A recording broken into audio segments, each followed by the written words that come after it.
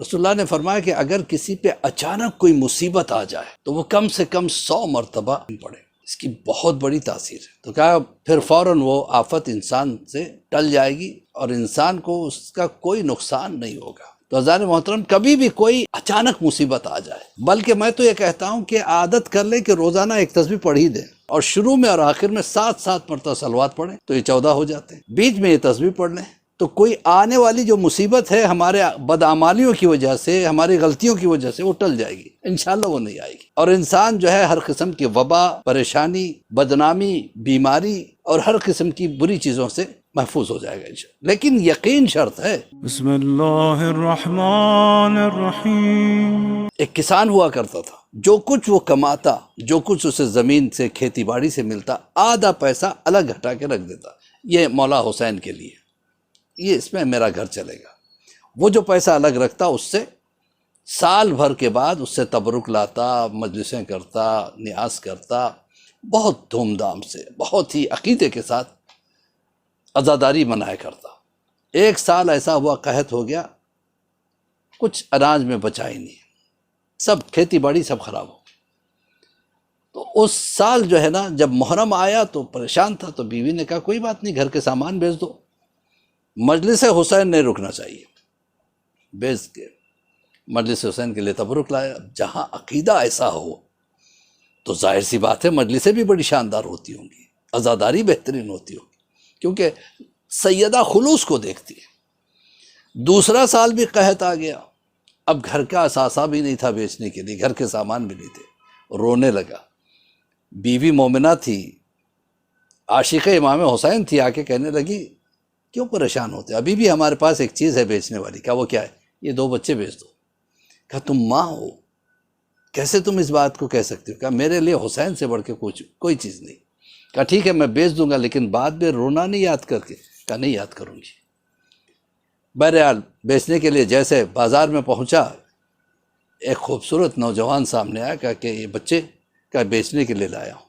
کہا کتنی قیمت ہے؟ کہا بس اتنی دے دو جس سے میرا عشرہ محرم ہو جائے۔ ایک اشرفیوں کی تھیلی دے دی سونے کی۔ کہا اتنی قیمت کا؟ تمہیں کیا پتہ ان بچوں کی قیمت کیا ہے؟ خاموش ہو گیا، سمجھ میں بات نہیں آئی۔ خیر بہرحال گیا، تبرک وغیرہ خریدا۔ اب مجلس ہوئی، پہلی محرم کی مجلس، اتنی زبردست مجلس ہوئی جس کی انتہا نہیں، اور جو عالم دین پڑھ رہے تھے، مصائب، ایک عجیب کیفیت پیدا ہو گئی، لوگ تڑپ تڑپ کے رونے لگے، یہاں تک کہ روتے ہوئے گھروں کو جانے لگے۔ سب چلے گئے، لیکن ایک بی بی کے رونے کی آواز ابھی بھی اندر سے آ رہی تھی۔ یہ پریشان ہو گیا، یہ کون بی بی ہے؟ اندر جا کے دیکھا تو اس کی بیوی تھی۔ کیا بات ہے، بہت رو رہی ہو آج؟ کہا مجھے بہت صدمہ ہے۔ کہ کس بات کا؟ کہ آج جب ماتم ہو رہا تھا تو حلقے کے بیچ میں ہمارے 2 چھوٹے چھوٹے بچے کھڑے ہو کے ماتم کرتے تھے۔ مجھے اس بات کا غم نہیں ہے کہ بچے نہیں ہیں، غم اس بات کا ہے کہ 2 عزادار، چھوٹے چھوٹے عزادار کم ہو گئے۔ جب یہ سننا تھا کہ میں نے تجھ سے پہلے ہی کہا تھا کہ تو بعد میں یاد کر کے روئے گی تو میں کیا کروں گا۔ اتنے میں دق الباب ہوا، جا کے دروازہ کھولا تو وہی نوجوان ان بچوں کو لا کے دے، کہہ لو ہم واپس کرنے آئے۔ کہ بھائی میرے پاس اب اتنے پیسے نہیں رہے، میں نے تبرک خرید لیا۔ کہ ہم پیسے لینے کے لیے نہیں آئے، ہم بچوں کو دینے کے لیے۔ اور یہ کہے کہ وہ غائب ہو گیا، یہ پریشان ہو گیا، آنے والا کہاں چلا گیا؟ اب اس کے بعد بچوں سے پوچھا بچوں کیا واقعہ ہوا تھا؟ بچوں نے کہا بابا آپ تو ہمیں بیچ کے چلے گئے تھے، یہ لے کے ایک ایسے محل میں گئے کہ جس پہ کالے اور سیاہ پردے چاروں طرف لگے ہوئے تھے، اور بیچ میں تخت تھا جس کے اوپر کالی چادر بچھی ہوئی تھی، اور اس پہ ایک بی بی کالے لباس میں بال کھولے ہوئے رو رہی تھی۔ انہوں نے وہاں جا کے ہمیں ان کے حوالے کیا، اماں یہ بچے ہماری محبت میں بک گئے ہیں۔ ایک مرتبہ اس بی بی نے ہماری طرف دیکھا اور ہمیں سینے سے لگا لیا۔ اماں سینے سے ایسے لگائے کہ آپ یاد آ گئی۔ کہا کہ آج کے بعد سے میں تمہاری ماں ہوں۔ چھوٹے چھوٹے بچے تھے۔ اب یہ ہوا کہ پھر تھوڑی دیر کے بعد وہی نوجوان آ کے کہا کہ ان کی ماں انہیں یاد کر کے رو رہی ہے، اسے اس بات کا غم نہیں ہے کہ بچے بک گئے، بلکہ غم اس بات کا ہے 2 عزادار کم ہوئے۔ یہ سننا تھا، وہ بی بی نے کہا میرے لال حسین جلدی سے لے کے جاؤ۔ فاطمہ کو برداشت نہیں کہ عزادار کم ہو جائے، اور جیسے کہ ہر مجلس میں میں کچھ نہ کچھ آپ کو تحفہ دیتا چلا آیا ہوں تاکہ مومنین اس سے استفادہ بھی حاصل کریں۔ تو ایک مرتبہ رسول اللہ صلی اللہ علیہ وسلم تشریف فرما ہیں اور سامنے اصحاب موجود ہیں، اور رسول اللہ نے کہا کہ دیکھو آج میں تمہیں ایک ایسی چیز کیوں نہ بتاؤں جو تمہیں ہر بلا اور ہر آفت اور ہر وبا سے بچا لے۔ کہا کہ سرکار وہ کیا ہے؟ کہا کبھی کبھی ناگہانی آفت آ جاتی ہے، اچانک پریشانی آ جاتی ہے۔ رسول اللہ نے فرمایا کہ اگر کسی پہ اچانک کوئی مصیبت آ جائے تو وہ کم سے کم 100 مرتبہ یا رحمان ہو یا رحیم ہو بحق بسم اللہ الرحمن الرحیم پڑھے، اس کی بہت بڑی تاثیر ہے۔ تو کہا پھر فوراً وہ آفت انسان سے ٹل جائے گی اور انسان کو اس کا کوئی نقصان نہیں ہوگا۔ تو ایک صحابی بھی بیٹھے ہوئے تھے، ان کو ایک لمبا سفر بھی درپیش تھا، انہوں نے کہا کہ چلو اللہ کا شکر ہے ایک عمل بھی مجھے مل گیا ایسا کچھ، کیونکہ پہلے کے زمانے میں ٹریول کرنا بڑا مشکل کام تھا۔ آج کی طرح ہم فلائٹ میں بیٹھے پہنچ گئے، چند گھنٹوں میں ہزاروں میل جو ہے نا طے کر لیے، پہلے ایسا نہیں ہوتا تھا۔ پہلے اونٹوں پہ، گھوڑوں پہ، بیل گاڑیوں پہ سفر ہوتا تھا اور مدتوں لگ جاتے تھے، اور پھر راستے میں راہزن، ڈاکو، چور، لٹیرے، طرح طرح کی آفتوں کا سامنا کرنا پڑتا تھا۔ تو صحابی رسول تھے، وہ خوش ہو گئے، وہ کہتے ہیں کہ میں سفر پہ نکل گیا، بہت تھک گیا، تو ایک جگہ صحرا میں تھوڑا سا نشیب کی جگہ، چھاؤں جیسا لگا، تو میں وہاں پہ تھوڑا آرام کرنے کے لیے لیٹ گیا، تو میری آنکھ لگ گئی اور اتنا تھکا ہوا تھا کہ گہری نیند سو گیا۔ اور جب میں نیند سے ہوشیار ہوا تو میں نے دیکھا کہ میرے ہاتھ بھی بندھے ہوئے، پیر بھی بندھے ہوئے، اور ایک آدمی میرے سر پہ تلوار لیے کھڑا ہوا۔ میں نے فوراً اس سے کہا تیری میری کیا دشمنی ہے، کیوں مجھے مارنا چاہتا ہے؟ اس نے کہا کہ دشمنی یہ ہے کہ تم لا الہ الا اللہ پڑھتے ہو اور مجھے ہر لا الہ الا اللہ پڑھنے والے کو ختم کرنا ہے، کہ دشمنی تم سے نہیں تمہارے دین سے۔ تو اب یہ انہوں نے سوچا رسول اللہ نے مجھ سے کہا تھا پڑھو، لیکن اب رسول اللہ نے یہ کہا کہ کم سے کم 100 مرتبہ پڑھنا چاہیے۔ بہرحال جتنا بھی ہو سکا میں پڑھتا ہوں، جلدی جلدی پڑھنا شروع کیا، یا رحمان و یا رحیم بحق بسم اللہ الرحمن الرحیم، یا رحمان و یا رحیم بحق بسم اللہ الرحمن الرحیم، جلدی جلدی پڑھنے لگے۔ اب اس نے تلوار اٹھائی، صحابی رسول کہتے اچانک پیچھے سے آواز خبردار۔ تلوار روک کے ادھر ادھر دیکھا، کوئی نظر نہیں آیا، تو سامنے دیکھا کچھ جھاڑیاں سے کچھ نشیب و فراز ہے، ادھر جا کے ڈھونڈا کون ہے، تو صحابی رسول کو اور موقع مل گیا، جلدی جلدی پڑھنے لگے، بسم اللہ الرحمن الرحیم یا رحمان الرحیم بحق بسم اللہ الرحمن الرحیم یا رحمان و یا رحیم بحق بسم اللہ الرحمن الرحیم۔ اب وہ ڈھونڈ ڈھانڈ کے آیا، کوئی نظر تو آیا نہیں، پھر تلوار اٹھائے، پھر وہی آواز آئی، پھر وہ پلٹ کے دیکھا، کوئی نظر نہیں آیا، پھر وہ نشیب کی طرف گیا دیکھنے کے لیے، وہاں کوئی نظر نہیں آیا۔ اتنے میں ان کے 100 مرتبہ ہو گئے، یعنی اللہ نے موقع دے دیا کہ 100 مرتبہ یہ پڑھ لیں۔ اب وہ واپس آیا، آنے کے بعد اس نے تلوار اٹھائی اور اس کے بعد چلا بھی دی۔ تلوار چلی، لیکن کچھ ایسا ہوا کہ یہ حیران رہ گئے، بجائے اس کے کہ تلوار میری گردن پہ آتی اسی کی گردن اڑ گئی، یعنی جو مارنا چاہتا تھا وہ مر گیا۔ تو اب صحابی رسول جو ہے جب واپس آئے، رسول اللہ سے کہا مجھے سمجھ میں نہیں آیا کہ ایسا کیسے ہو گیا۔ رسول اللہ نے کہا کہ اللہ نے ان کلمات کے موکل بنائے، یا رحمان و یا رحیم بحق بسم اللہ الرحمن الرحیم کا ایک موکل ہے جو فوراً آتا ہے اور مدد کرتا ہے، اسی نے اسی کی تلوار اسی پہ چلا دی اور وہ ختم ہو گیا۔